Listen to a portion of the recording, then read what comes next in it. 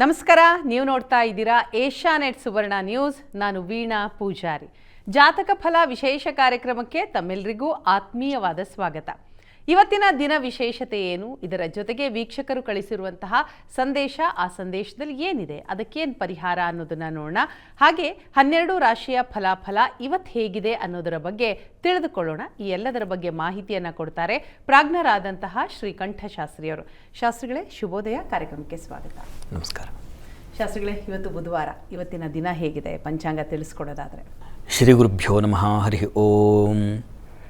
ಮೂರ್ತಿತ್ವೇ ಪರಿಕಲ್ಪಿತ ಶಶಿಭೃತೋ ವರ್ತ್ಮಾ ಪುನರ್ಜನ್ಮನ ಮಾತ್ಮೇತ್ಯಾತ್ಮವಿದಾಂ ಕೃತುಶ್ಚ ಯಜತಾಂ ಭರ್ತ ಅಮರಜ್ಯೋತಿಷಾಂ ಲೋಕಾನಾಂ ಪ್ರಳಯೋದ್ಭವ ಸ್ಥಿತಿ ವಿಭುಶ್ಚಾನೇಕಧಾಯ ಶ್ರಿತೌ ವಾಚನ್ನ ಸದ್ದದಾತ್ಮನೇಕ ಕಿರಣ ತ್ರೈಲೋಕ್ಯ ದೀಪೋ ರವಿಹಿ. ಸಮಸ್ತ ವೀಕ್ಷಕರಿಗೆ ಶುಭೋದಯ, ಶುಭ ಬೆಳಗು. ಈ ದಿನದ ಸಂದೇಶಗಳನ್ನು ಪರಿಶೀಲಿಸುವ ಪೂರ್ವದಲ್ಲಿ ಹೊತ್ತಿನ ಪಂಚಾಂಗವನ್ನು ಗಮನಿಸಿಕೊಳ್ಳೋಣ. ಶ್ರೀ ಪರಾಭವನಾಮ ಸಂವತ್ಸರ, ಉತ್ತರಾಯಣ, ಗ್ರೀಷ್ಮ ಋತು, ಅಧಿಕ ಜ್ಯೇಷ್ಠ ಮಾಸ, ಕೃಷ್ಣ ಪಕ್ಷವಾಗಿದೆ. ಈ ದಿವಸ ಬುಧವಾರವಾಗಿರ್ತಕ್ಕಂಥದ್ದು ತೃತೀಯ ತಿಥಿ, ಪೂರ್ವಾಷಾಢ ನಕ್ಷತ್ರ. ಈ ದಿವಸ ತೃತೀಯ ತಿಥಿ ಇದೆ. ಅಮ್ಮನವರ ಪ್ರಾರ್ಥನೆಗೆ ಪ್ರಶಸ್ತ ಕಾಲ. ಬುಧವಾರ ವಿಷ್ಣುವಿನ ಪ್ರಾರ್ಥನೆಯನ್ನು ಮಾಡ್ತಕ್ಕಂಥ ವಾಡಿಕೆ ಇದೆ. ಹೀಗಾಗಿ ಪಾರ್ವತಿ ವಿಷ್ಣುವನ್ನು ಕುರಿತು ಒಂದು ಸಲ ತಪಸ್ಸು ಮಾಡಬೇಕು, ಅವನನ್ನು ಪೂಜಿಸಬೇಕು ಅಂತಕ್ಕಂಥ ಭಾವನೆ ಬಂದಂತೆ. ಅದೇ ಸಮಯಕ್ಕೆ ಲಕ್ಷ್ಮಿಗೆ ಶಿವನನ್ನು ಕುರಿತು ಪೂಜೆಯನ್ನು ಮಾಡಬೇಕು ಅಂತ ಭಾವನೆ ಉತ್ಕಟವಾಗಿ ಬಂತಂತೆ. ಇಬ್ಬರು ಕೂಡ ಆ ಗಂಗಾ ನದಿ ತೀರದಲ್ಲಿ ಸಿಕ್ಕು ಇಬ್ಬರು ಪರಸ್ಪರ, ನನಗೆ ಹೀಗಾಗ್ತಾ ಇದೆ, ಈಶ್ವರನನ್ನು ಸ್ಮರಣೆ ಮಾಡ್ಕೊಳ್ಬೇಕು ಅಂತ ಅನ್ನಿಸ್ತಾ ಇದೆ ಅಂತ ಲಕ್ಷ್ಮಿ, ನಾರಾಯಣನನ್ನು ಪೂಜಿಸಬೇಕು ಅಂತ ಅನ್ನಿಸ್ತಾ ಇದೆ ಅಂತ ಪಾರ್ವತಿ. ಹೇಗಿದೆ ನೋಡಿ, ಅವರಿಬ್ಬರು ತುಂಬ ಆತ್ಮೀಯ ಮಿತ್ರರು, ಸ್ನೇಹಿತರು ಮತ್ತೊಬ್ಬ ಸ್ನೇಹಿತರನ್ನು ಸಾಮಾನ್ಯವಾಗಿ ಕಡೆಗಣಿಸೋದೋ ಇಲ್ಲ ಇನ್ನೇನೋ ಅವರ ರಹಸ್ಯಗಳನ್ನು ಅಥವಾ ಇನ್ನೇನೋ ಅವರ ಸಮಸ್ಯೆಗಳನ್ನು ನಂಗೆ ಚೆನ್ನಾಗಿ ಗೊತ್ತಿದೆ ಅಂತ ಹೀಗೆ ಆಡಿಕೊಳ್ಳೋದು ಅಥವಾ ಅವರನ್ನು ಹರಾಜು ಹಾಕಿಬಿಡ್ತಕ್ಕಂಥದ್ದು ಇಂಥ ಕಾಲದಲ್ಲಿ ಇದ್ದೀವಿ. ವಸ್ತುತಃ ದೇವತೆಗಳು ಇಂಥ ಪುರಾಣದ ಕಥೆಗಳನ್ನು ನಾವು ಕಂಡುಕೊಳ್ಬೇಕಾಗಿರ್ತಕ್ಕಂಥದ್ದು. ಸ್ನೇಹಿತೆಯ ಪತಿ ಪೂಜಿಸ್ತಾ ಇದ್ದಾಳೆ ಪಾರ್ವತಿ, ಲಕ್ಷ್ಮಿ ಶಿವನನ್ನು ಪೂಜಿಸುವ ಮನಸ್ಸಾಗ್ತಾ ಇದೆ ನನಗೆ ಅಂತ ಅಲ್ಪಪ್ಪ ಹೇಳಿ ಭಾವುಕಳಾಗ್ತಾಳೆ.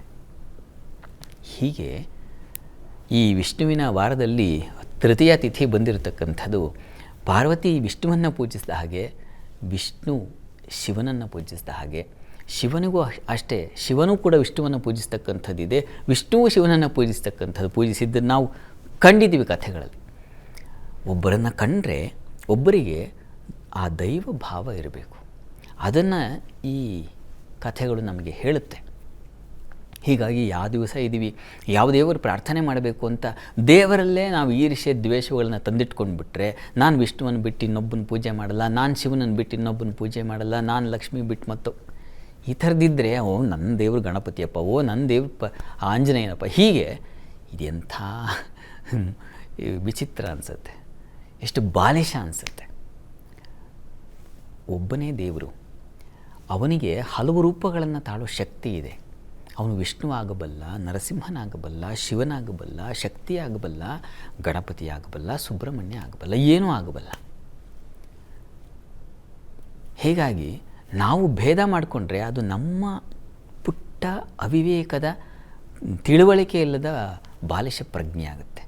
ಹೀಗಾಗಿ ನಾವು ಯಾವ ದೇವರನ್ನು ಆರಾಧಿಸಿ, ಯಾವ ದಿವಸದಲ್ಲಾದರೂ ಆರಾಧಿಸುವುದು ಮುಖ್ಯ. ಯಾಕಾಗಿ ಅದು ಬಹಳ ಮುಖ್ಯ. ದೇವರಲ್ಲಿ ಹೋಗಿ ನಾವು ಏನೇನೋ ಬೇಡದ ಬಯಕೆಗಳನ್ನು ಅವನ ಮುಂದೆ ಕಸದ ರೀತಿಯಲ್ಲಿ ಸುರಿಯೋದ್ರ ಬದಲು, ನಿನ್ನಿಚ್ಛೆಯಂತೆ ಬದುಕೋ ಶಕ್ತಿ ಕೊಡು ಅಂತ ಬೇಡಿಕೊಂಡ್ರೆ, ಅದು ಯಾವ ದೇವತೆಯೂ ಆಗಲಿ ಅಸ್ತು ಅಂದು ನಮಗೆ ಯಾವುದು ಭಾರವಲ್ಲವೋ, ನಮಗೆ ಯಾವುದು ಹೊರಲಿಕ್ಕೆ ಸಾಧ್ಯವಿಲ್ಲವೋ ಅಂತಹ ಹೊರೆಯನ್ನು ಹೊರಿಸದೆ, ಒಬ್ಬ ತಾಯಿ ಮಗನ ಶಕ್ತಿ ಏನು ಅಂತ ತಾಯಿಗೆ ಚೆನ್ನಾಗಿ ಗೊತ್ತು. ಅವನಿಗೆ ಎಷ್ಟು ಊಟ ಮಾಡಿಸ್ಬೇಕು ಅಂತ ಗೊತ್ತಿರುತ್ತೆ, ಅವನಿಗೆ ಎಷ್ಟು ಹೊರಿಸಬೇಕು ಅಂತಲೂ ಗೊತ್ತಿರುತ್ತೆ. ಹಾಗಾಗಿ ಅವ್ರಿಗೆ ಬಿಟ್ಬಿಡ್ಬೇಕು ನಾವು. ಭಗವಂತನೇ ಅಪ್ಪ ನೀನು ಬಿಟ್ಬಿಡು, ಅಮ್ಮ ತಾಯಿ ನಿನ್ನ. ಅದಕ್ಕೆ ಭಗವತ್ಪಾದರು ಹೇಳ್ತಾರೆ, ಮತ್ಸಮಃ ಪಾತಕೇನಾಸ್ತಿ ಪಾಪಘ್ನಿ ತ್ವತ್ಸಮಾನಹಿ ಏವಂ ಜ್ಞಾತ್ವಾ ಮಹಾದೇವಿ ಯಥಾ ಯೋಗ್ಯಂ ತಥಾ ಕುರು. ನಾನು ಏನು ಅನ್ನೋದು ಚೆನ್ನಾಗಿ, ನನಗಿಂತಲೂ ಚೆನ್ನಾಗಿ ನಮ್ಮ ಮನಸ್ಸಿಗೆ ಗೊತ್ತಿರುತ್ತೆ ನಾವೇನು ಅಂತ. ಅಷ್ಟೇ ಸ್ಪಷ್ಟವಾಗಿ ನಿಂಗೆ ಗೊತ್ತಿದೆ. ಹೀಗಾಗಿ ಏನು ಯೋಗ್ಯತೆ ಇದೆಯೋ ನನಗೆ ಯಥಾ ಯೋಗ್ಯಂ ತಥಾ ಕುರು, ಏನು ಯೋಗ್ಯವೋ ಅದನ್ನು ನನಗೆ ಮಾಡು, ಅಷ್ಟನ್ನು ಕೇಳಿಕೊಂಡ್ರೆ ಸಾಕಾಗುತ್ತೆ. ಈ ದಿವಸದ ಪ್ರಾರ್ಥನೆ ಆ ರೀತಿಯಲ್ಲಿ ಇರಲಿ, ಒಳ್ಳೆಯದಾಗಲಿ. ಸರಿ ಶಾಸ್ತ್ರಿಗಳೇ, ಇವತ್ತಿನ ದಿನ ವಿಶೇಷತೆ ಇದರ ಜೊತೆಗೆ ದೇವರೊಬ್ಬನೇ ನಾಮ ಹಲವು ಅನ್ನೋ ನಿಟ್ಟಿನಲ್ಲಿ ನಾವೆಲ್ಲರೂ ಕೂಡ ಪೂಜಿಸ್ತಾನೆ ಇರ್ತೀವಿ. ಈಗ ಸಂದೇಶದ ಕಡೆಗೆ ಗಮನ ಹರಿಸ್ತಾ ಹೋಗೋದಾದರೆ ಇವತ್ತಿನ ಮೊದಲ ಸಂದೇಶ ಬಂಗಾರಪೇಟೆಯಿಂದ ಕುಮಾರ್ ಎಸ್ ಇವರು ಸಂದೇಶ ಕಳುಹಿಸಿದ್ದಾರೆ. ಜನ್ಮ ದಿನಾಂಕ 5/8/1983, ಸಮಯ ರಾತ್ರಿ 10:10. ಭವಿಷ್ಯ ಮತ್ತು ಕೆಲಸದ ಬಗ್ಗೆ ತಿಳಿಸಿ ಅಂತ ಪ್ರಶ್ನೆಯನ್ನು ಕೇಳಿದ್ದಾರೆ.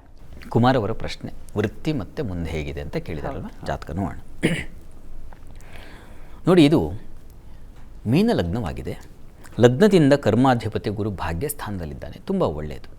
ಭಾಗ್ಯಸ್ಥಾನದಲ್ಲಿ ಗುರು ಬಿದ್ದುಬಿಟ್ರೆ ಸಾಕು, ತುಂಬ ಒಳ್ಳೆಯ ಫಲಗಳನ್ನು ಗುರು ತಂದು ಕೊಡ್ತಾನೆ. ಇಲ್ಲಿ ಕೇತುಯುಕ್ತನಾಗಿದ್ದಾನೆ ಗುರು. ಗುರುವಿಗೆ ಇನ್ನೊಂದು ಪಾಪಗ್ರಹದ ಯುತಿ ಇದ್ದರೆ ಸ್ವಲ್ಪ ಮಟ್ಟಿಗೆ ಆ ಫಲಗಳು ಕಡಿಮೆಯಾಗುತ್ತೆ ಅಂತಕ್ಕಂಥದ್ದು ಶಾಸ್ತ್ರ ನಿರೂಪಣೆ ಮಾಡುತ್ತೆ. ಹೀಗಾಗಿ ನೀವು ವೃತ್ತಿಯ ಏಳಿಗೆಗೆ, ವೃತ್ತಿಯ ಬಲಕ್ಕೆ ಗಣಪತಿ ಪ್ರಾರ್ಥನೆಯನ್ನು ಮಾಡ್ತಕ್ಕಂಥದ್ದು ತುಂಬ ಒಳ್ಳೆಯದು. ಶನಿದಶೆಯಲ್ಲಿ ತಮಗೀಗ ನಡೀತಾ ಇರತಕ್ಕಂಥದ್ದು, ಈಗ ಶುಕ್ರನ ಒಂದು ಕಾಲ ನಡೀತಾ ಇದೆ. ಶುಕ್ರ ಅಷ್ಟಮಾಧಿಪತಿ ಮತ್ತು ಅವನು ದುಸ್ಥಾನದಲ್ಲಿದ್ದಾನೆ, 6ನೇ ಮನೆಯಲ್ಲಿ. ಕಾಲ ನಮ್ಮನ್ನು ಹಿಂದಕ್ಕೆ ಸರಿಸ್ತಾ ಇದೆ. ಹೀಗಾಗಿ ನೀವು ಹತ್ತಿರದಲ್ಲಿ ಯಾವುದಾದ್ರು ಮಹಾಲಕ್ಷ್ಮಿ ಸನ್ನಿಧಾನ ಇದ್ದರೆ ಮಹಾಲಕ್ಷ್ಮಿ ಸನ್ನಿಧಾನಕ್ಕೆ ಪ್ರತಿ ಶುಕ್ರವಾರ ಸ್ವಲ್ಪ ತುಪ್ಪ ದಾನ ಮಾಡಿ, ಮತ್ತು ಹತ್ತಿರದಲ್ಲಿ ಯಾವುದಾದ್ರು ಗಣಪತಿ ಸನ್ನಿಧಾನ ಇದ್ದರೆ ಪ್ರತಿ ಮಂಗಳವಾರ ಗಣಪತಿಗೆ ಒಂದು ಗರಿಕೆ ಸಮರ್ಪಣೆ ಮಾಡಿ. ಈ ದೇವತೆಗಳ ಆರಾಧನೆಯಿಂದ ಈಗ ಇಷ್ಟೊತ್ತು ಹೇಳಿದೆ ನಾನು, ಒಂದೇ ದೇವಶಕ್ತಿ ಹಲವು ಬೇರೆ ಬೇರೆ ರೂಪಗಳಲ್ಲಿ ಬೇರೆ ಬೇರೆ ಶಕ್ತಿಯನ್ನು ಅವರು ಪ್ರದ ಮಾಡ್ತಾರೆ ಅಂತ ಒಂದು ನಂಬಿಕೆ ಇದೆ ನಮಗೆ. ಗ್ರಹಗಳು ಇಂಥ ಗ್ರಹ ಹೀಗೆ ತೊಡಕಿದ್ರೆ ಈ ದೇವರಿಂದ ಇಂಥದ್ದೊಂದು ಫಲ ಅದು ನಮ್ಮ ಮನಸ್ಸಿಗೆ ಬಂದಾಗ ಆ ಅನುಷ್ಠಾನ, ಆ ಸೇವೆ ಅದನ್ನು ಮಾಡಲಿಕ್ಕೆ ಮನಸ್ಸು ಮುಂದಾಗುತ್ತೆ. ಹಾಗಂತ ಈಗ ತೊಡಕಿದೆಯಲ್ಲ, ಇನ್ನೇ ಈಶ್ವರನ ಪೂಜೆ ಮಾಡಲ್ಲ ಅಂದರೆ ಖಂಡಿತ ಈಶ್ವರನಲ್ಲೂ ಗಣಪತಿ ಕಾಣಲಿಕ್ಕಾಗಲ್ವಾ? ಆಗುತ್ತೆ. ನಿಮಗೆ ಆ ಸಾಮರ್ಥ್ಯ ಬೇಕು. ಆ ಸಾಮರ್ಥ್ಯ ಬರುವಲ್ಲಿಗೆ ಈ ಭೇದಗಳು ಬೇಕಾಗತ್ತೆ. ಆಗಲೇ ಹೇಳಿದ್ದಕ್ಕೂ ಈಗ ಹೇಳ್ತಾ ಇರೋದಕ್ಕೂ ವ್ಯತ್ಯಾಸ ಇದೆಯಲ್ಲ ಅಂದರೆ ಕಾರಣ ಅದು ನಮ್ಮ ಸಾಮಾನ್ಯತೆಗೆ.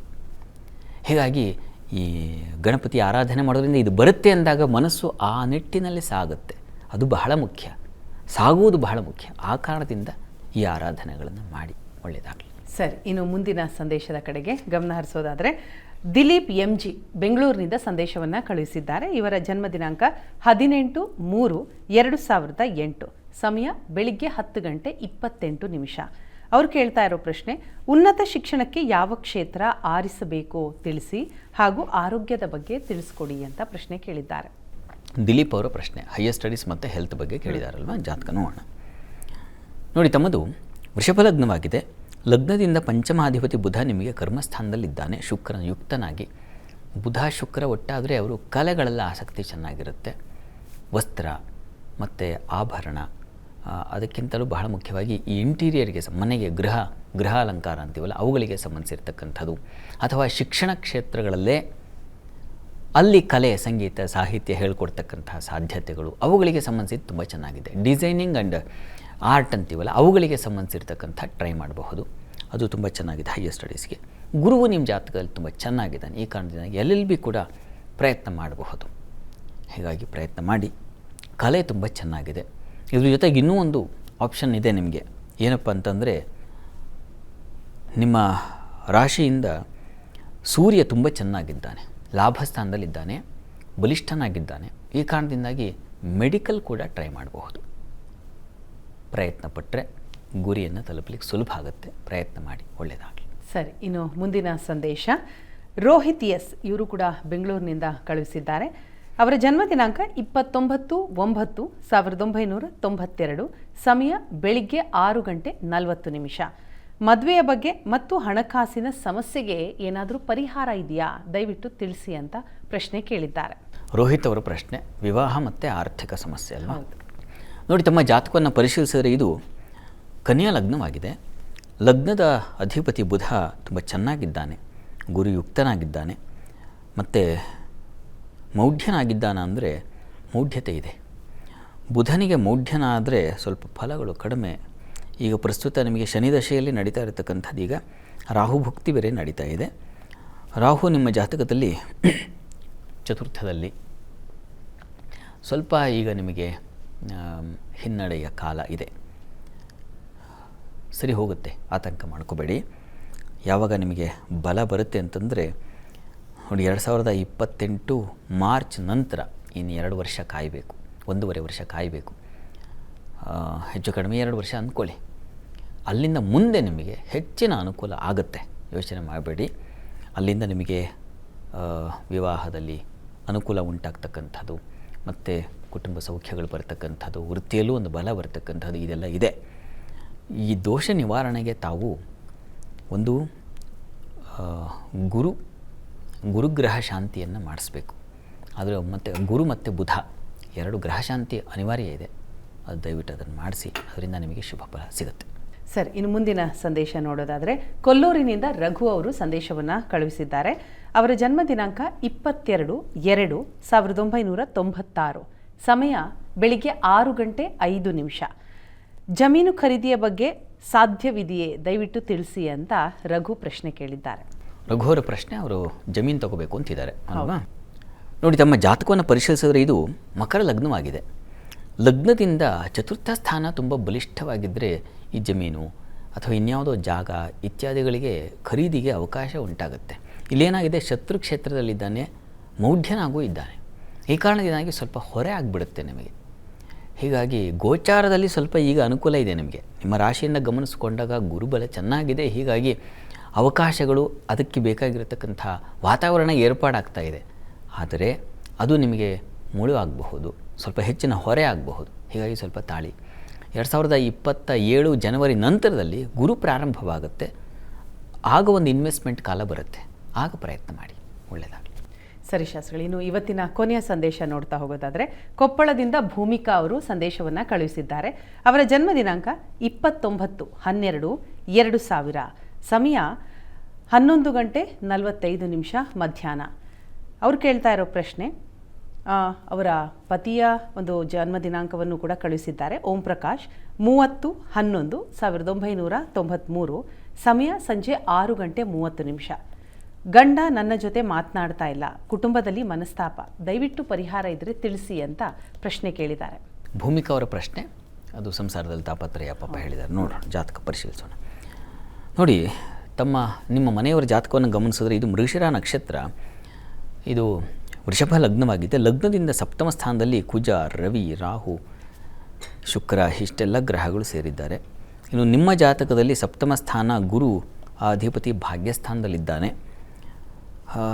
ತೊಂದರೆ ಇಲ್ಲ, ನಿಮ್ಮ ಜಾತಕದಲ್ಲಿ ಏನೂ ಅಂಥ ತೊಡಕು ಕಾಣ್ತಾ ಇಲ್ಲ. ಇವರ ಜಾತಕದಲ್ಲಿ ಸ್ವಲ್ಪ ತೊಡಕನ್ನು ಸೂಚಿಸ್ತಾ ಇದೆ. ಈಗ ಗುರುದಶೆಯಲ್ಲಿ ನಡೀತಾ ಇರತಕ್ಕಂಥದ್ದು ರವಿ ಭುಕ್ತಿ ಕಾಲ ನಡೀತಾ ಇದೆ. ರವಿ ಸಪ್ತಮದಲ್ಲಿದ್ದರೆ ಸ್ವಲ್ಪ ತೊಡಕನ್ನು ಉಂಟು ಮಾಡುತ್ತೆ. ಹತ್ತಿರದಲ್ಲಿ ಯಾವುದಾದ್ರು ಪಾರ್ವತಿ ಪರಮೇಶ್ವರ ಸನ್ನಿಧಾನ ಇದ್ದರೆ ಆ ಪಾರ್ವತಿ ಪರಮೇಶ್ವರಿಗೆ ಪಂಚಾಮೃತ ಸೇವೆ ಮಾಡಿಸಿ. ಮತ್ತು ಪಾರ್ವತಿ ಪರಮೇಶ್ವರ ಸ್ತುತಿ ಅಂತ ಒಂದಿದೆ, ನೀವು ನೆಟ್ಟಲ್ಲಿ ಇಂಟರ್ನೆಟ್ಟಲ್ಲಿ ಸರ್ಚ್ ಮಾಡಿದ್ರೆ ಸಿಗುತ್ತೆ. ಪಾರ್ವತಿ ಪರಮೇಶ್ವರ ಸ್ತುತಿ, ಅದನ್ನು ಪ್ರತಿ ದಿವಸ ತಪ್ಪದೆ 16 ಬಾರಿ ಹೇಳ್ಕೊಳ್ಳಿ. ತುಂಬ ಸಹಾಯವಾಗುತ್ತೆ. ನೋಡಿ, ಇಬ್ಬರ ಮುಖ ಆಚೆ ಈಚೆ ಆಗಿದೆಯಲ್ಲ, ಪರಸ್ಪರ ಹೊಂದಾಣಿಕೆ ಆಗುತ್ತೆ. ಅಲ್ಲಿ ಆ ರೀತಿಯ ಒಂದು ಬಲ ಇದೆ. ಅಭಿಷೇಕ ಮಾಡಿಸ್ತಕ್ಕಂಥದ್ದು ಅದು ಪ್ರತಿ ದಿವಸ ಮಾಡಿಸಿ, 6 ತಿಂಗಳು ಮಾಡಿಸಿ, ತುಂಬ ಸಹಾಯವಾಗುತ್ತೆ ನೋಡಿ. ಮತ್ತು ಪಾರ್ವತಿ ಪರಮೇಶ್ವರ ಸ್ತುತಿ ಅಂತಿದೆ, ಅದನ್ನು ದಯವಿಟ್ಟು ಹೇಳ್ಕೊಳ್ಳಿ. ಇಬ್ಬರೂ ಹೇಳ್ಕೊಂಡ್ರೆ ತುಂಬ ಒಳ್ಳೆಯದು. ಒಂದು ಪ್ರಯತ್ನ ಮಾಡಿ, ಅನುಕೂಲ ಆಗುತ್ತೆ, ಒಳ್ಳೆಯದಾಗುತ್ತೆ. ಈಗ ತಾವೆಲ್ಲ ಕುತೂಹಲದಿಂದ ಕಾಯ್ತಾ ಇರೋ ಇವತ್ತಿನ 12 ರಾಶಿಯ ಫಲಾಫಲ ಏನು ಅನ್ನೋದನ್ನು ತಿಳಿಯೋಣ. ಶಾಸ್ತ್ರಿಗಳೇ, ಮೊದಲ 6 ರಾಶಿಯ ಬಗ್ಗೆ ವೀಕ್ಷಕರಿಗೆ ತಿಳಿಸ್ಕೊಡೋದಾದರೆ. 12 ರಾಶಿಗಳ ಫಲಾಫಲ ತಿಳಿಯುವ ಮುನ್ನ ಇವತ್ತಿನ ಗ್ರಹ ಸ್ಥಿತಿಯನ್ನು ಗಮನಿಸ್ಕೊಳ್ಳೋದಾದರೆ, ಮೇಷರಾಶಿಯಲ್ಲಿ ಕುಜನನ್ನು ಕಾಣ್ತಾ ಇದ್ದೀವಿ, ವೃಷಭ ರಾಶಿಯಲ್ಲಿ ರವಿ ಇರ್ತಕ್ಕಂಥದ್ದು, ಬುಧ ಶುಕ್ರ ರೀತಿಯನ್ನು ಕಾಣ್ತಾ ಇದ್ದೀವಿ, ಅದು ಮಿಥುನ ರಾಶಿಯಲ್ಲಿ, ಗುರು ಇರ್ತಕ್ಕಂಥದ್ದು ಕರ್ಕಟಕ ರಾಶಿಯಲ್ಲಿ, ಇನ್ನು ಕೇತುವಿನ ಜೊತೆಗೆ ಮಾಂದಿ ಉದಯ ಆಗಿದೆ. ಆ 2 ಗ್ರಹಗಳು ಸಿಂಹರಾಶಿಯಲ್ಲಿದ್ದಾರೆ. ಇನ್ನು ಚಂದ್ರ ಇರ್ತಕ್ಕಂಥದ್ದು ಧನು ರಾಶಿಯಲ್ಲಿ, ಕುಂಭರಾಶಿಯಲ್ಲಿ ರಾಹು, ಮೀನರಾಶಿಯಲ್ಲಿ ಶನಿಶ್ಚರ. ಹೀಗಿರುವಾಗ 12 ರಾಶಿಗಳ ಫಲಾಫಲ ತಿಳಿತಾ ಹೋಗೋಣ. ಮೊದಲಿಗೆ ಮೇಷರಾಶಿಯವರಿಗೆ ನೋಡಿ, ಈ ದಿವಸ ಒಂದು ಪೂಜೆ ಪುನಸ್ಕಾರ, ಧರ್ಮ ಕಾರ್ಯಗಳು, ಇಂಥವುಗಳಲ್ಲಿ ಆಸಕ್ತಿ ಬರುತ್ತೆ. ಒಂದು ದೇವ್ರ ಪೂಜೆಯೇ ಶ್ರದ್ಧೆಯಿಂದ ಮಾಡುವಂಥ ಒಂದು ಆಲೋಚನೆ ಬರುತ್ತೆ. ಆ ರೀತಿಯ ಒಂದು ಶುಭ ಫಲ ಇದೆ. ಸಾಧು ಸಂತರ, ಉತ್ತಮರ ಪರಿಚಯ ಆಗ್ತಕ್ಕಂತಹ ಸಾಧ್ಯತೆ ಸೂಚಿಸ್ತಾ ಇದೆ. ಇನ್ನು ಈ ದಿವಸ ತೃತೀಯದ ಶುಭಗ್ರಹಗಳು ಸೇವಕರು, ಸಹಾಯಕರಿಂದ ಹೆಚ್ಚಿನ ಅನುಕೂಲ ಉಂಟಾಗುತ್ತೆ. ತಿಳುವಳಿಕೆ ಅವರಿಂದ ಚಿಕ್ಕ ಬಾಲಾದಪಿ ಶುಕಾದಪಿ ಅಂತ ಹೇಳುತ್ತೆ. ಅದು ಬಾಲಕರಿಂದಲೂ ನಾವು ತಿಳುವಳಿಕೆ ಅವರು ಏನಾದರೂ ಒಳ್ಳೆಯದು ಹೇಳಿದ್ರೆ ತಗೋಬೇಕು ಅಂತ, ಆ ರೀತಿಯಲ್ಲಿ ನಿಮಗೆ ಚಿಕ್ಕವರಿಂದಲೂ ಕೆಲಸಗಾರರಿಂದಲೂ ನಿಮಗೆ ಒಂದು ಸಲಹೆ ತಗೊಳ್ತಕ್ಕಂತಹ ಸಾಧ್ಯತೆ ಇದೆ. ಒಳ್ಳೆಯದೇ ತಗೊಳ್ಳಿ. ಇನ್ನು ಈ ದಿವಸ ಕೃಷಿ ಸಮೃದ್ಧಿ ತುಂಬ ಚೆನ್ನಾಗಿದೆ. ಪ್ರಯಾಣದಲ್ಲಿ ಸೌಖ್ಯವನ್ನು ಕಾಣ್ತೀರ. ಆದರೆ ಸ್ವಲ್ಪ ಮಕ್ಕಳ ವಿಚಾರದಲ್ಲಿ ಹುಷಾರಾಗಿರಿ. ಈ ದಿವಸ ಸ್ವಲ್ಪ ನಿಮಗೆ ತಲೆನೋವಾಗುತ್ತೆ ಮಕ್ಕಳ ವಿಚಾರದಲ್ಲಿ, ಮತ್ತು ಸ್ವಲ್ಪ ಉದರ ಬಾಧೆ ಸೂಚಿಸ್ತಾ ಇದೆ. ಹೀಗಾಗಿ ಗಣಪತಿ ಪ್ರಾರ್ಥನೆ ಮಾಡಿಕೊಳ್ಳಿ. ಇನ್ನು ವೃಷಭ ರಾಶಿಯವರಿಗೆ ಈ ದಿವಸ ನಿಮಗೆ ಚಂದ್ರ ಅಷ್ಟಮದಲ್ಲಿದ್ದಾನೆ. ಸ್ತ್ರೀಯರ ಆರೋಗ್ಯದಲ್ಲಿ ಸ್ವಲ್ಪ ಏರುಪೇರಾಗುತ್ತೆ. ಪ್ರಯಾಣದಲ್ಲಿ ಸ್ವಲ್ಪ ಹುಷಾರಾಗಿರಿ. ನೀವೇ ಹೆಣ್ಮಕ್ಳು ಗಾಡಿ ತೊಗೊಂಡು ಹೋಗ್ತಾ ಇದ್ದರೆ ಸ್ವಲ್ಪ ಜಾಗ್ರತೆ ಇರಲಿ, ಸಮಾಧಾನ ನಿಧಾನ ಇರಲಿ, ಸಿಗ್ನಲಿಗೆ ನೋಡಿ. ಉಳಿದ ಹಾಗೆ ಕೃಷಿಕರಿಗೆ ಸ್ವಲ್ಪ ತೊಡಕನ್ನು ಸೂಚಿಸ್ತಾ ಇದೆ. ಈ ಬೆಟ್ಟ ಪ್ರದೇಶಗಳಲ್ಲಿ ಕೆಲಸ ಮಾಡೋರಿಗೆ ಅಥವಾ ಅಲ್ಲಿ ವಾಸ ಮಾಡೋರಿಗೆ ಸ್ವಲ್ಪ ತೊಂದರೆ, ವಿಷಜಂತುಗಳ ಭಯ ಸೂಚಿಸ್ತಾ ಇದೆ. ಸ್ವಲ್ಪ ಹುಷಾರು, ಗಮನ ಇಟ್ಕೊಳ್ಳಿ. ನಿಮ್ಮ ಗಾರ್ಡನಿಂಗೋ ಮತ್ತೊಂದು ಆ ಸ್ಥಳಗಳಲ್ಲೂ ಅಷ್ಟೇ ಸ್ವಲ್ಪ ಹುಷಾರು. ಉಳಿದ ಹಾಗೆ ಈ ದಿವಸ ವೃತ್ತಿಯಲ್ಲಿ ತುಂಬ ಚೆನ್ನಾಗಿದೆ, ಅನುಕೂಲದ ವಾತಾವರಣ ಇದೆ. ವಾಗ್ಬಲ ತುಂಬ ಚೆನ್ನಾಗಿದೆ. ಮಾತು ಮತ್ತು ಕುಟುಂಬದಲ್ಲಿ ಮತ್ತು ಆಸಕ್ತಿ ಕಲೆಗಳಲ್ಲಿ ಅಧ್ಯಯನ ಓದೋರಿಗೆ ತುಂಬ ಚೆನ್ನಾಗಿದೆ. ಪ್ರಾರ್ಥನೆಗೆ ಈ ದಿವಸ ನೀವು ಕೂಡ ಗಣಪತಿ ಸನ್ನಿಧಾನಕ್ಕೆ ಗರಿಕೆ ಸಮರ್ಪಣೆ ಮಾಡಿದರೆ ಬಹಳ ಒಳ್ಳೆಯದು. ಇನ್ನು ಮಿಥುನ ರಾಶಿಯವರಿಗೆ ಈ ದಿವಸ ಸುಗ್ರಾಸ ಭೋಜನ, ಸಮೃದ್ಧಿ, ಸಂಗಾತಿಯಿಂದ ಒಂದು ಸಾಮರಸ್ಯ, ಪ್ರೀತಿ ವಿಶ್ವಾಸಗಳು, ಮನಸ್ಸಿಗೆ ಮುದ ಉಂಟಾಗ್ತಕ್ಕಂಥದ್ದು, ಕುಟುಂಬದಲ್ಲಿ ಸಮೃದ್ಧಿ ಸೌಖ್ಯಗಳನ್ನು ಕಾಣ್ತಕ್ಕಂಥ ಶುಭ ಫಲವನ್ನು ಕಾಣ್ತೀರ. ವೃತ್ತಿಯಲ್ಲೂ ತುಂಬ ಚೆನ್ನಾಗಿದೆ, ಅನುಕೂಲದಾಯಕವಾಗಿದೆ. ಇನ್ನು ಸ್ನೇಹಿತರು ಬಂಧುಗಳ ಸಹಾಯವೂ ತುಂಬ ಚೆನ್ನಾಗಿದೆ. ಈ ದಿವಸ ಹೆಚ್ಚಿನ ಪಾಲು ಚೆನ್ನಾಗಿದೆ. ಸ್ವಲ್ಪ ಮಟ್ಟಿಗೆ ಗಂಟಲು ಕಿವಿ ಬಾಧೆ ಸೂಚಿಸ್ತಾ ಇದೆ, ಹುಷಾರು. ಈಶ್ವರನಿಗೆ ಅಭಿಷೇಕ ಮಾಡಿಸಿ. ಇನ್ನು ಕರ್ಕಟಕ ರಾಶಿಯವರಿಗೆ ಈ ದಿವಸ ಆಹಾರದಲ್ಲಿ ತೊಂದರೆ ಆಗುತ್ತೆ, ಹುಷಾರು. ಹೊರಗಿನ ಆಹಾರ ಸೇವಿಸ್ತೀರಾ, ಹೆಲ್ತ್ ಅಪ್ಸೆಟ್ ಆಗಿಬಿಡುತ್ತೆ. ಮತ್ತು ಹಲ್ಲಿಗೆ ತೊಂದರೆ ಆಗ್ತಕ್ಕಂಥದ್ದು, ನಾಲಿಗೆ ಕಚ್ಕೊಂಡ್ಬಿಡ್ತಕ್ಕಂಥ ಸಾಧ್ಯತೆ ಇದನ್ನು ಸೂಚಿಸ್ತಾ ಇದೆ. ಸಾವಧಾನವಾಗಿ ಸಮಾಧಾನವಾಗಿ ಊಟ ಮಾಡಿ. ಇನ್ನು ಉಳಿದ ಹಾಗೆ ಸ್ವಲ್ಪ ಕೋಪವೂ ಇದೆ. ಕುಟುಂಬದವ್ರ ಜೊತೆಗೆ ಘರ್ಷಣೆಗಳು ರೈಸ್ ಆಗಿಬಿಡ್ತಕ್ಕಂಥ ಸಾಧ್ಯತೆ ಸೂಚಿಸ್ತಾ ಇದೆ. ಹೀಗಾಗಿ ತಾಳ್ಮೆ ಇರಲಿ. ಗಣಪತಿ ಸನ್ನಿಧಾನದಲ್ಲಿ ಅಭಿಷೇಕ ಮಾಡಿಸಿ. ನೀವು ಕೂಡ ಅತೀರ್ಥ ಸೇವನೆ ಮಾಡಿ, ತುಂಬ ಸಹಾಯವಾಗುತ್ತೆ. ಉಳಿದ ಕೆಲಸದಲ್ಲಿ ತುಂಬ ಚೆನ್ನಾಗಿದೆ. ವೃತ್ತಿಯಲ್ಲಿ ನಿಮ್ಮನ್ನು ಯಾರು ಮಾತಾಡಿಸೋದಿಲ್ಲ. ಕೆಲಸದಲ್ಲಿ ನಿಮ್ಮ ಪಾಡಿ ನಿಮ್ಮ ಕೆಲಸ, ಆ ಕೆಲಸದಲ್ಲಿ ಒಂದು ಶ್ರದ್ಧೆ, ಭಕ್ತಿ, ಪ್ರೀತಿ ಎಲ್ಲ ಇದೆ. ಫಲವೂ ಇದೆ, ಸಮೃದ್ಧವಾದ ಫಲವೂ ಇದೆ. ಗೌರವವು ಪ್ರಶಂಸೆಯೂ ಸಿಗುತ್ತೆ. ಈ ದಿವಸ ಸ್ವಲ್ಪ ಆರೋಗ್ಯ ವಿಚಾರದಲ್ಲಿ ಹುಷಾರು. ಈ ದಿವಸ ಗಣಪತಿ ಪ್ರಾರ್ಥನೆ ಬಹಳ ಒಳ್ಳೆಯದು. ಇನ್ನು ಸಿಂಹರಾಶಿಯವರಿಗೆ ಈ ದಿವಸ ವೃತ್ತಿಯಲ್ಲಿ ತುಂಬ ಚೆನ್ನಾಗಿದೆ, ಹೆಚ್ಚಿನ ಅನುಕೂಲ ಕಾಣ್ತೀರ. ಈ ದಿವಸ ನಿಮಗೆ ಮಕ್ಕಳಿಂದ ತುಂಬ ಒಳ್ಳೆಯ ಉತ್ತಮ ರೆಸ್ಪಾನ್ಸ್. ಏನು ಮಾತಾಡ್ಸಿದ್ರು ಮೊಬೈಲ್ ಹಿಡ್ಕೊಂಡು ಕೂತಿದ್ರೆ ತಲೆ ಚಚ್ಕೊಂಡ್ರು ನೋಡದೇ ಇದೆ, ತಿರುಗಿ ನೋಡದೇ ಇದ್ದರೆ ಕಷ್ಟ. ಈ ದಿವಸ ಹಾಗಿರಲ್ಲ. ತಾಯಿ ಮಕ್ಕಳ ಬಾಂಧವ್ಯ ಚೆನ್ನಾಗಿರ್ತದೆ. ಮನಸ್ಸಿಗೆ ಒಂದು ಸಮಾಧಾನ ಕಾಣ್ತೀರ. ಸ್ವಲ್ಪ ಆರೋಗ್ಯ ವ್ಯತ್ಯಾಸ ಸೂಚಿಸ್ತಾ ಇದೆ. ಹೀಗಾಗಿ ಆದಿತ್ಯ ಹೃದಯವನ್ನು ಹೇಳ್ಕೊಳ್ಳಿ, ಅದು ನಿಮ್ಮ ಪಾಲಿಗೆ ವಿಶಿಷ್ಟ ಫಲ ಕೊಡುತ್ತೆ. ಇನ್ನು ಕನ್ಯಾ ರಾಶಿಯವರಿಗೆ ಈ ದಿವಸ ಕೆಲಸದಲ್ಲಿ ತುಂಬ ಚೆನ್ನಾಗಿದೆ. ವ್ಯಾಪಾರಿಗಳಿಗೆ ಹೆಚ್ಚಿನ ಸಮೃದ್ಧಿ, ಶುಭ ಫಲ, ಹೆಚ್ಚಿನ ಆದಾಯವನ್ನು ಕಾಣ್ತಕ್ಕಂಥದ್ದಾಗಿದೆ. ಕೃಷಿಕರಿಗೆ ತುಂಬ ಚೆನ್ನಾಗಿದೆ. ಕೃಷಿ, ನಿಮ್ಮ ಸ್ನೇಹಿತರ ವಲಯ, ಬಂಧುಗಳ ಗುಂಪು, ಇವುಗಳಲ್ಲೆಲ್ಲ ತುಂಬ ಚೆನ್ನಾಗಿದೆ. ಒಂದು ವಾಟ್ಸಪ್ ಗ್ರೂಪಲ್ಲೇ ನಿಮಗೆ ಬೇಕಾದ ಹಿತವಾಗೋ ಹಾಗೆ ಒಂದು ಮಾತುಕತೆ, ರಂಜನೆ, ಮನೋರಂಜನೆ ಇವುಗಳೆಲ್ಲ ನಡೆಯುತ್ತೆ. ಆ ರೀತಿಯಲ್ಲಿ ತುಂಬ ಚೆನ್ನಾಗಿ ಮನಸ್ಸಿಗೆ ಹಿತವಾಗುತ್ತೆ. ಇನ್ನು ಉಳಿದ ಹಾಗೆ ಈ ದಿವಸ ನಿಮಗೆ ವ್ಯಯ ಮತ್ತು ಕಾಲಿನ ಬಾಧೆ ಸೂಚಿಸ್ತಾ ಇದೆ. ಹೀಗಾಗಿ ಈ ದಿವಸ ತಪ್ಪದೆ ನೀವು ಕೂಡ ಗಣಪತಿ ಸನ್ನಿಧಾನಕ್ಕೆ ಹೋಗಿ ಒಂದು ಅಭಿಷೇಕ ಮಾಡಿಸೋದು ಒಳ್ಳೆಯದು. ಇನ್ನು ತುಲಾರಾಶಿಯವರಿಗೆ ಈ ದಿವಸ ವೃತ್ತಿಯಲ್ಲಿ ತುಂಬ ಚೆನ್ನಾಗಿದೆ, ಹೆಚ್ಚಿನ ಅನುಕೂಲ, ಸಹಕಾರಗಳು ಸಿಗುತ್ತೆ ಮುಖ್ಯವಾಗಿ. ಮತ್ತು ಈ ದಿವಸ ವ್ಯಾಪಾರಿಗಳಿಗೆ ತುಂಬ ಚೆನ್ನಾಗಿದೆ. ಸಂಗಾತಿಯಲ್ಲೂ ಅಷ್ಟೇ ಸಾಮರಸ್ಯ, ಪ್ರೀತಿ ವಿಶ್ವಾಸ ತುಂಬ ಚೆನ್ನಾಗಿದೆ, ಲಾಭದಾಯಕವಾಗಿದೆ. ವಿದೇಶ ವಹಿವಾಟಿನ ಲಾಭ ಬರತಕ್ಕಂಥದ್ದು, ಸರ್ಕಾರಿ ವಲಯಗಳಿಂದ ಅವರಿಂದ ಲಾಭ ಕಾಣತಕ್ಕಂಥ ಸಾಧ್ಯತೆ ಇದನ್ನೆಲ್ಲ ಸೂಚಿಸ್ತಾ ಇದೆ. ಚೆನ್ನಾಗಿದೆ. ಪ್ರಾರ್ಥನೆಗೆ ದಿವಸ ಇಷ್ಟ ದೇವತಾ ಆರಾಧನೆ ಮಾಡಿ. ವೃಶ್ಚಿಕ ರಾಶಿಯವರಿಗೆ ಈ ದಿವಸ ವೃತ್ತಿಯಲ್ಲಿ ತುಂಬ ಕಿರಿಕಿರಿ ಇದೆ. ಈ ದಿವಸ ಸಾಕಾಯಿತು ಅನಿಸ್ಬಿಡುತ್ತೆ. ಆ ರೀತಿಯ ಒಂದು ತೊಂದರೆಗಳನ್ನು ಸೂಚಿಸ್ತಾ ಇದೆ. ವಿಘ್ನಗಳು, ಯಾವ ಕೆಲಸವೂ ಪೂರ್ಣ ಆಗಲ್ಲ. ಇದನ್ನು ಮಾಡೋಣ ಅಂತ ಹೋಗಿ ಇನ್ನೂ ಯಾವುದೋ ಬಂದು ತೊಡಕು ಸಿಕ್ಕಾಕೊಳ್ಳುತ್ತೆ. ಹಾಗೆ ಈ ರೀತಿಯಲ್ಲಿ ಕೆಲಸಕ್ಕೆ ಕತ್ತರಿ, ವಿಘ್ನ ಸೂಚಿಸ್ತಾ ಇದೆ. ಇದಕ್ಕೆ ತಪ್ಪದೆ ನೀವು ಕೂಡ ಗಣಪತಿ ಸನ್ನಿಧಾನಕ್ಕೆ ಹೋಗಿ ಬನ್ನಿ. ಗಣಪತಿ ಪ್ರಾರ್ಥನೆ ಮಾಡಿಕೊಂಡು ಗಣಪತಿಗೆ ಒಂದು ಇಕ್ಷುರಸ, ಕಬ್ಬಿನ ಹಾಲಿನ ಅಭಿಷೇಕ ಮಾಡಿಸಿ ತೀರ್ಥ ತಗೊಂಡು ಗಣಪತಿ ಅನುಗ್ರಹ ಪಡೆದು ಹೋಗೋದು ಬಹಳ ಒಳ್ಳೆಯದು. ಈ ದಿವಸ ಸುಗ್ರಾಸ ಭೋಜನ, ಊಟಕ್ಕೇನು ಕೊರತೆ ಇಲ್ಲ, ಚೆನ್ನಾಗಿದೆ. ವಿದ್ಯಾರ್ಥಿಗಳಿಗೆ ತುಂಬ ಚೆನ್ನಾಗಿದೆ. ಮನೆಯಲ್ಲಿ ಕುಟುಂಬದಲ್ಲಿ ಹೆಣ್ಣು ಮಕ್ಕಳಿಗೆ ಬಲ, ಗೌರವ, ವಿಶ್ವಾಸ ತುಂಬ ಚೆನ್ನಾಗಿದೆ. ಹೆಣ್ಣುಮಕ್ಕಳ ಸ್ತ್ರೀಯರ ನಡುವೆ ಪರಸ್ಪರ ಜಗಳ ಕಲಹ ಅದು ಯಾವುದೂ ಇಲ್ಲ, ಸಮಾಧಾನ ಸೌಖ್ಯಗಳಿದ್ದಾವೆ, ಚೆನ್ನಾಗಿದೆ. ಬೇರೆಲ್ಲ ಚೆನ್ನಾಗಿದೆ, ವೃತ್ತಿ ಮಾತ್ರ ಸ್ವಲ್ಪ ಎಚ್ಚರ ವಹಿಸಿ. ಪ್ರಾರ್ಥನೆಗೆ ದಿವಸ ಗಣಪತಿ ಪ್ರಾರ್ಥನೆ ಮಾಡಿ. ಇನ್ನು ಧನುರಾಶಿಯವರಿಗೆ ದಿವಸ ನಿಮಗೆ ಸ್ವಲ್ಪ ಆರೋಗ್ಯ ವ್ಯತ್ಯಾಸ ಸೂಚಿಸ್ತಾ ಇದೆ. ವೃತ್ತಿಯಲ್ಲಿ ತುಂಬ ಚೆನ್ನಾಗಿದೆ, ಕೆಲಸದಲ್ಲಿ ನಿಮ್ಮ ಕೆಲಸಕ್ಕೆ ಶ್ಲಾಘನೆ ಪ್ರಶಂಸೆ ಸಿಗುತ್ತೆ. ವ್ಯಾಪಾರಿಗಳಿಗೆ ತುಂಬ ಚೆನ್ನಾಗಿದೆ, ಕಲಾವಿದರಿಗೆ ತುಂಬ ಚೆನ್ನಾಗಿದೆ.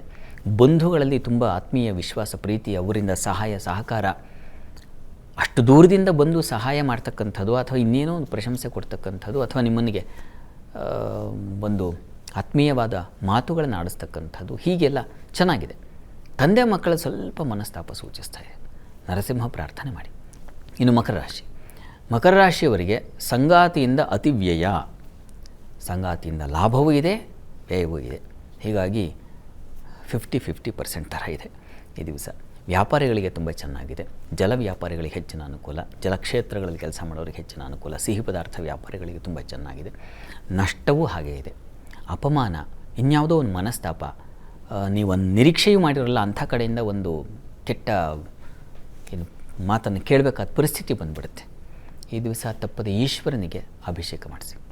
ಇನ್ನು ಕುಂಭರಾಶಿಯವರಿಗೆ ಈ ದಿವಸ ವೃತ್ತಿಯಲ್ಲಿ ಬಹಳ ವಿಶೇಷವಾದ ಫಲ, ಹೆಚ್ಚಿನ ಅನುಕೂಲಗಳು, ಹೊಸ ಹೊಸ ಅವಕಾಶಗಳು ಉಂಟಾಗ್ತಕ್ಕಂತಹ ಸಾಧ್ಯತೆಗಳು, ಮತ್ತು ಇದು ಬುದ್ಧಿ ಚುರುಕಾಗಿದೆ, ಸಂಶಯ ಇಲ್ಲ. ಶಾಸ್ತ್ರ ಅಥವಾ ಇನ್ಯಾವುದೋ ಒಂದು ಹೊಸ ಅಧ್ಯಯನಕ್ಕೆ ಒಂದು ದಾರಿ ಸಿಗ್ತಾ ಇದೆ. ಸಂಗಾತಿಯಲ್ಲಿ ಮಾತ್ರ ಈ ದಿವಸ ಸ್ವಲ್ಪ ತೊಡಕನ್ನು ಸೂಚಿಸ್ತಾ ಇದೆ. ವಾರ್, ಮನೆಯಲ್ಲಿ ಇಬ್ಬರ ಮಧ್ಯೆ ಏರ್ಪಾಡಾಗಬಹುದು ಯುದ್ಧ, ಹುಷಾರು. ಪ್ರಾರ್ಥನೆಗೆ ಶಿವಶಕ್ತಿಯರ ಆರಾಧನೆ, ಪಾರ್ವತಿ ಪರಮೇಶ್ವರನ ಪ್ರಾರ್ಥಿಸ್ಕೊಳ್ಳಿ. ಇನ್ನು ಮೀನರಾಶಿಯವರಿಗೆ ಕೆಲಸದಲ್ಲಿ ತುಂಬ ಚೆನ್ನಾಗಿದೆ ಈ ದಿವಸ. ಬುದ್ಧಿ ಉಪಯೋಗಿಸಿ ಜಾಣ್ಮೆಯಿಂದ ಕಾರ್ಯನಿರ್ವಹಿಸ್ತೀರ, ಅದು ತುಂಬ ಚೆನ್ನಾಗಿದೆ. ಇನ್ನು ಪ್ರತಿಭಾ ಸ್ಥಾನ ತುಂಬ ಚೆನ್ನಾಗಿರೋದ್ರಿಂದ ಹೈಯರ್ ಸ್ಟಡೀಸ್ ಅವರಿಗೆ ತುಂಬ ಚೆನ್ನಾಗಿದೆ.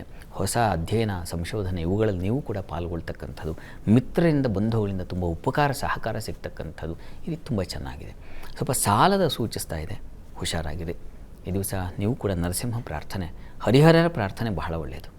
ಈ ದಿವಸ 12 ರಾಶಿಗಳವರು, ರಾಶಿ ಗೊತ್ತಿಲ್ಲ ಅಂತಕ್ಕಂಥವ್ರು ಹೇಳ್ಬಹುದಾದ ಮಂತ್ರ ಗಮನಿಸಿ. ಓಂ ಸರ್ವಕರ್ಮ ಫಲಪ್ರದಾಯೇ ನಮಃ, ಈ ಮಂತ್ರ ಹೇಳ್ಕೊಳ್ಳಿ, ಅನುಕೂಲ ಆಗುತ್ತೆ. ಸರಿ ಶಾಸ್ತ್ರಿಗಳೇ, ಸಾಕಷ್ಟು ವಿಚಾರವನ್ನು ಇವತ್ತಿನ ಸಂಚಿಕೆಯಲ್ಲಿ ತಿಳಿಸ್ಕೊಟ್ಟಿದ್ದೀರಿ, ತುಂಬ ಧನ್ಯವಾದಗಳು. ಸರ್ವೇ ಜನಾಃ ಸುಖಿನೋ ಭವಂತು, ಸಮಸ್ತ ಸನ್ಮಂಗಳಾನಿ ಭವಂತು, ಎಲ್ಲರಿಗೂ ಶುಭವಾಗಲಿ. ಇದಾಗಿತ್ತು ಇವತ್ತಿನ ಜಾತಕ ಫಲ ವಿಶೇಷ ಕಾರ್ಯಕ್ರಮ. ನಾಳೆ ಮತ್ತೆ ಇದೇ ಸಮಯಕ್ಕೆ ಇದೇ ಕಾರ್ಯಕ್ರಮದಲ್ಲಿ ನಿಮ್ಮ ಭೇಟಿ. ಅಲ್ಲಿವರೆಗೂ ನೇರ, ದಿಟ್ಟ, ನಿರಂತರ ಸುದ್ದಿಗಾಗಿ ನೋಡ್ತಾ ಇರಿ ಏಷ್ಯಾನೆಟ್ ಸುವರ್ಣ ನ್ಯೂಸ್.